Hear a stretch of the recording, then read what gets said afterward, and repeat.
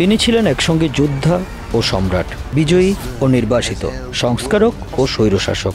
এক হাতে বই আর এক হাতে তলোয়ার, নাম তার নেপোলিয়ন বোনাপার্ট। ব্যাটলফিল্ড কমান্ডারদের মধ্যে তিনি ছিলেন সর্বাধিক ডকুমেন্টেড বিজয়ী। তিনি শুধু যুদ্ধে জিতেননি, যুদ্ধ কৌশলকেই শিল্পে রূপান্তর করেছেন। 1769 সালে ভূমধ্যসাগরের দ্বীপ কোর্সিয়াতে জন্ম নেয় এক শিশু, যাকে বিশ্ব চিনবে ভবিষ্যতে শ্রেষ্ঠ সামরিক নেতাদের একজন হিসেবে। তার বাবা ছিলেন একজন ক্ষুদ্র অভিজাত পরিবারের সদস্য, আর মা ছিলেন দৃঢ়চেতা ও অনমনীয়। মাত্র 9 বছর বয়সে সে ভর্তি হয় ফ্রান্সের সামরিক স্কুলে। সেখানেই শুরু হয় তার পরিবর্তনের গল্প। 1789 সালে ফ্রান্সে বিপ্লব ছড়িয়ে পড়ে। নেপোলিয়ন এই অস্থির সময়কে নিজের সুযোগ হিসেবে ব্যবহার করেন। 1796 সালে মাত্র 26 বছর বয়সে তিনি ইতালিয়ান ফ্রন্টের কমান্ডার হন এবং পরপর কয়েকটি যুদ্ধ জয়ে গোটা ইউরোপকে অবাক করে দেন। তার যুদ্ধ কৌশল ছিল অভিনব, দ্রুতগামী এবং মনস্তাত্ত্বিক।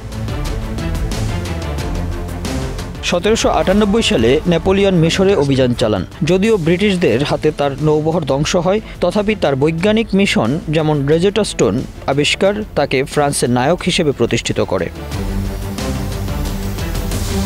1799 সালে এক রক্তপাতহীন অভ্যুত্থানে তিনি ক্ষমতা দখল করেন। নিজেকে ঘোষণা করেন প্রথম কনসাল হিসেবে। 1804 সালে নিজেই নিজেকে ফ্রান্সের সম্রাট হিসেবে ঘোষণা দেন। পোপের বদলে নিজ হাতে মুকুট পরেন, এ যেন এক নতুন ইউরোপের বার্তা।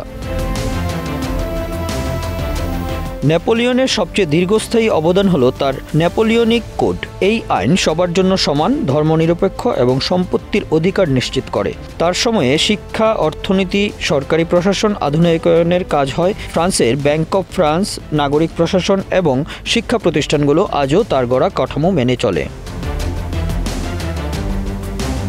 1805 সালে আস্টারলিস যুদ্ধ এবং 1806 সালের জানা যুদ্ধ সবখানি জয় তার। প্রায় গোটা ইউরোপ ছিল তার পায়ের নিচে। তিনি ভাতৃপ্রতিম রাজাদের বিভিন্ন দেশে বসান। ভাই জোসেফকে স্পেনের রাজা, আরেক ভাই লুইকে হল্যান্ডের। কিন্তু এই জয়ের নেশাই ছিল তার পতনের বীজ।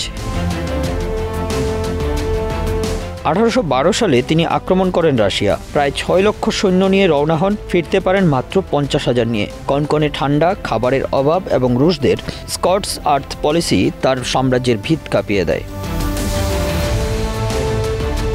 1814 সালে ইউরোপের মিত্রবাহিনী প্যারিস দখল করে নেয়। নেপোলিয়নকে নির্বাসন দেওয়া হয় এলবা দ্বীপে, কিন্তু তিনি আবার ফিরে আসেন মাত্র 100 দিনের জন্য, আবারও সম্রাট হিসেবে।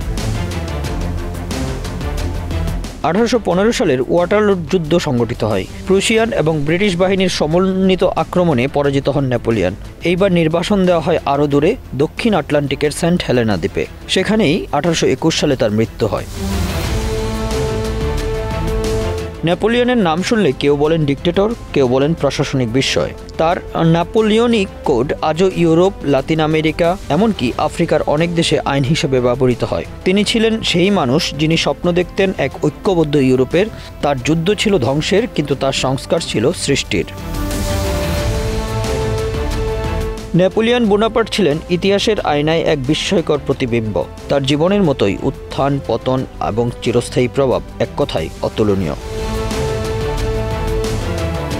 Bangla affairs news desk.